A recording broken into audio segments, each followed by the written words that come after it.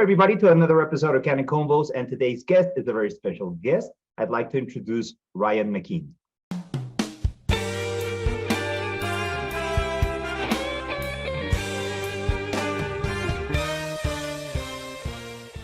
I recently had a chance to host a webinar with you, and it pretty much confirmed a lot of the suspicions that I have from you. You run an incredibly efficient operation. I want to know how you did it. I'm very interested in your mindset as an entrepreneur, as a law firm owner.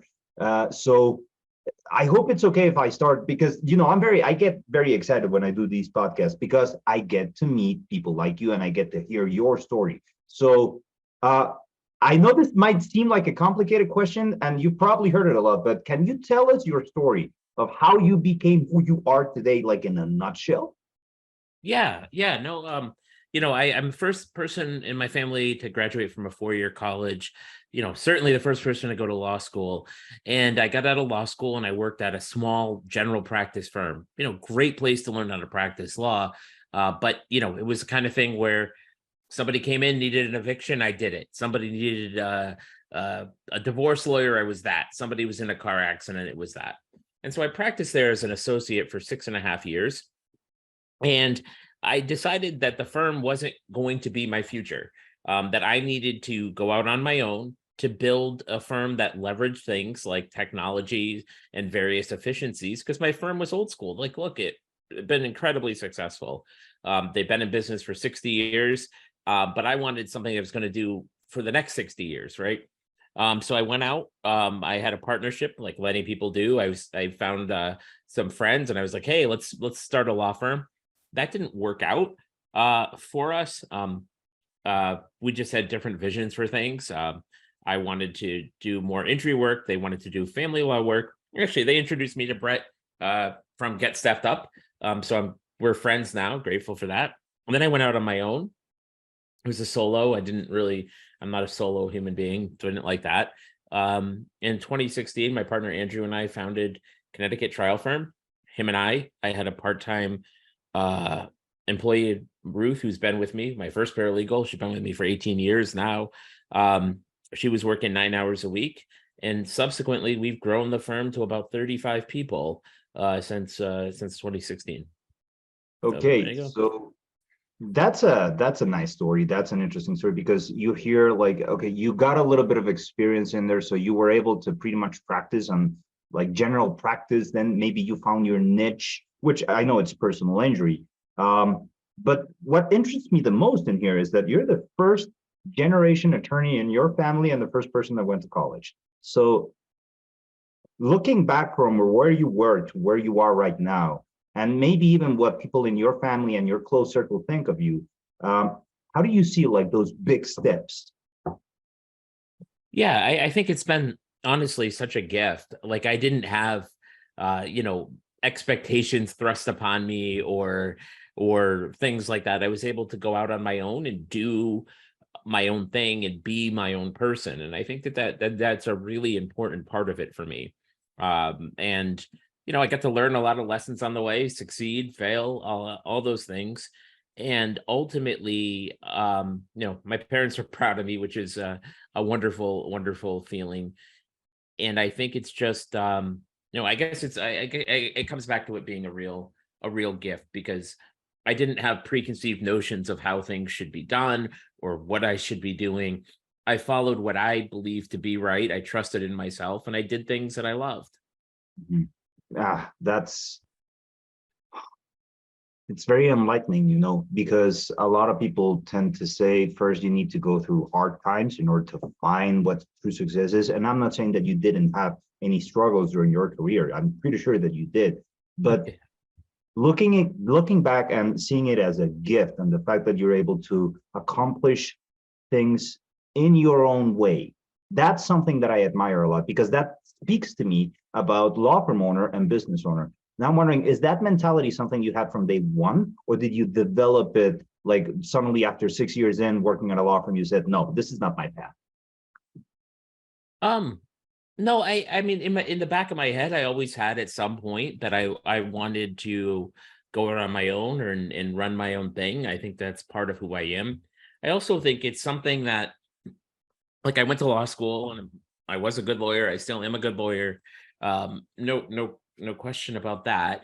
But I felt like my skill set was in building things, like building organizations, running organizations, promoting them, connecting, speaking, teaching, leading, fundamentally.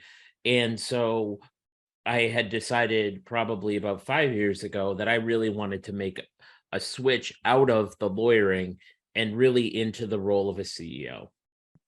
Okay, so I imagine it must be pretty scary because, or I don't know, that's the opinion that I've heard from so many lawyers. Like when you start growing your operation, it's a little bit scary because you got to make sure that you're going to be able to meet all the needs that your law firm and all the staff in your law firm has. So you need to create a bigger workload for everybody and get more billable hours in.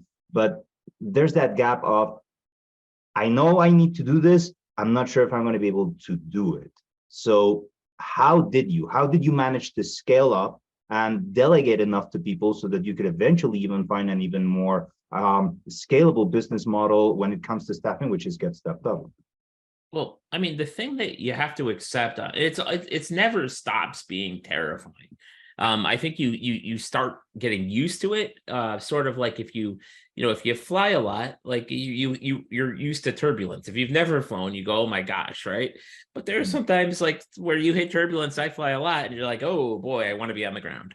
But I don't think it ever stops being scary. I think the perception of it changes. But I think the biggest lesson that anybody has to accept out there is the lesson that your time is worth so much, whatever that number is. We all have a number.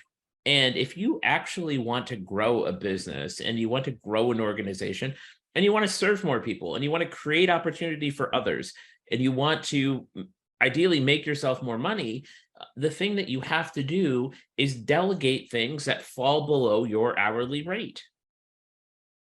Because what you're doing is you're buying time. And with that time, you're creating more value in general. If you're doing it at all right, because you're able to focus on higher level, more important tasks that only you can do. And it's a really hard switch to flip for sure. Mhm. Okay, so good to know that it's always scary, but at the same time, once you're able to paint that piece the first time, then it's a lot easier on the second and on the third and on the fourth. So you mentioned get staffed up, and you already mentioned $100 million verdict. So I'm still amazed that from a first generation lawyer to a $100 million verdict, all within the span of 20 years, and with traditional and hybrid staffing models working with you, I'm wondering what kind of roles did the virtual assistants play in your entire operation, and mainly like that specific case, because it was a huge case and you say it took 5 years, right? So I imagine tension must have been up the roof.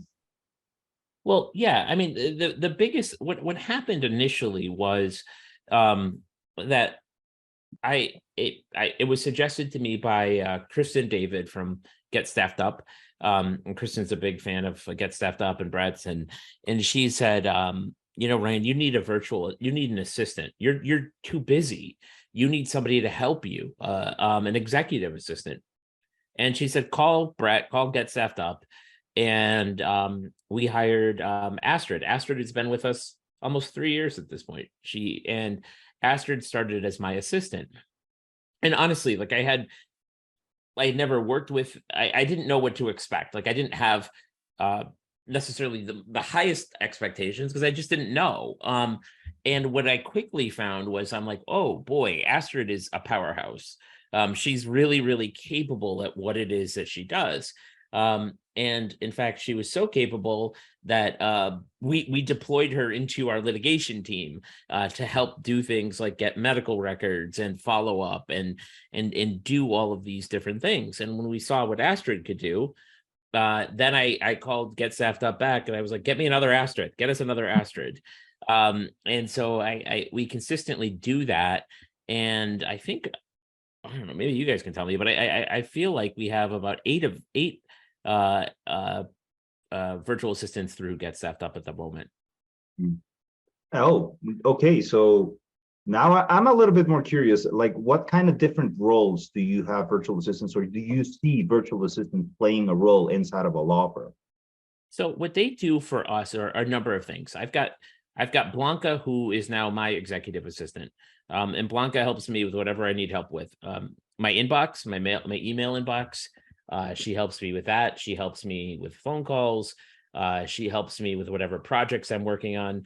If I have personal things come up, she will help me with travel plans. She will help me.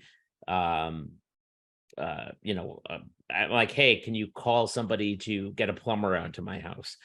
She does all of these things that are useful to helping me buy time. So she's my dedicated assistant, and sometimes I have marketing projects she helps with, and it's a very very thing. I also have her help me with LinkedIn, so she'll go on and comment on other people's posts for me and say like good job and things like that to help build my reach on LinkedIn. Mhm. Um, we have Angelic, no, we have Valentina, Bessie, Ayanda, Antonio. Um, we don't have Angelica anymore. Um, Giselle, we just had Giselle start today. But what all of them do is they do a few things. Some of them do reception work, which we have found to be way better than using outside vendors for.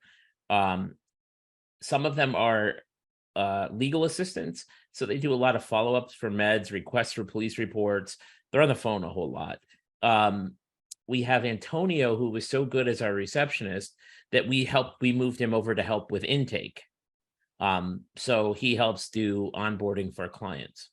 Thank you, Ryan. Thank you for your kind words of advice. Well, I have one last thought for you, or one last question for you, which is, can you please share for people out there, people listening right now, where they can find you and what you can do for them? yeah, best way to find me is on LinkedIn. As you had mentioned earlier, just Ryan Mckeen on LinkedIn/Ryan Mckeen. Find me, message me, say that you heard me on the podcast. I always take DMs. I often take calls with people. I'm willing to help you do this because I know I benefited from the advice and phone calls of so many people out there. Always try to pay it forward. Ryan, again, I can't thank you enough. You've shared a lot. There's a lot to process. So thank you so much for being a guest in our show.